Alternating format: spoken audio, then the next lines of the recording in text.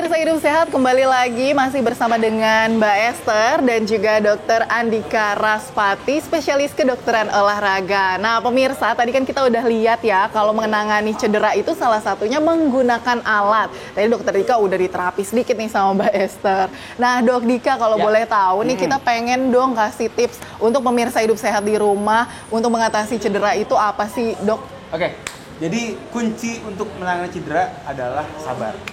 Sebenarnya itu, banyak orang yang akhirnya gagal ya, karena nggak sabar. Betul. Jadi kan kita perlu waktu ya untuk mengembalikan tadi ya jaringan yang tadi yang Mbak Esther bilang kan pengen diregenerasi nih. Kita kan perlu waktu. Dan harus diingat begini, yang namanya orang cedera itu sebenarnya inti terapinya adalah bagaimana membentuk kembali tubuhnya supaya dia siap untuk latihan lagi, olahraga lagi. Jadi tadi apa yang Mbak Esther lakukan kayak penggunaan alat, itu sebenarnya lebih ke arah untuk menunjang, untuk supporting.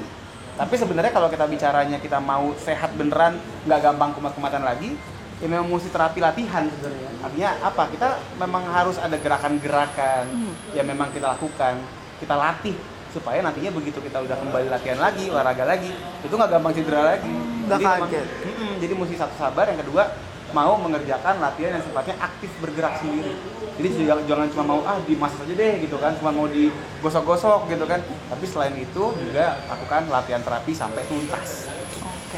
Nah berarti ini nggak bisa dilakukan mandiri full ya di rumah ya Dok ya? Kita biasanya tetap perlu supervisi. Meskipun mungkin sekarang udah banyak juga tuh yang bisa kita lakukan dengan tele-exercise gitu kan. Artinya pakai teknologi ya, pakai jarak jauh gitu kan. Nanti visionya ngelihat dari jauh, dilihat gerakannya kurang begini, kurang begitu. Tapi kalau saya pribadi memang anjurkan paling nggak tetap lah like seminggu sekali atau 2 minggu sekali tuh tetap datang ketemu untuk evaluasi gitu. Udah bagus nih, udah bisa progres atau belum. Nah itu selebihnya baru mungkin kalau emang sibuk segala macam paling nggak dikerjakan sebagai home exercise ya atau PR di rumah. Itu ada tuh pasti ya? Ada.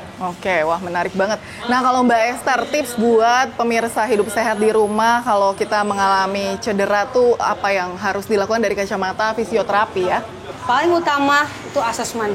Antara dia ke dokter, ke fisioterapi, baru bisa kita nentuin program. Gitu. Terus yang paling utama juga kalau olahraga, jangkau pemanasan sama pendinginannya juga, biar otot lebih siap. Dan yang paling terakhir yang seperti kata dokter Nika, memang harus latihan strengthening, harus latihan penguatan. Biar ototnya lebih pas dipakai lebih nyaman.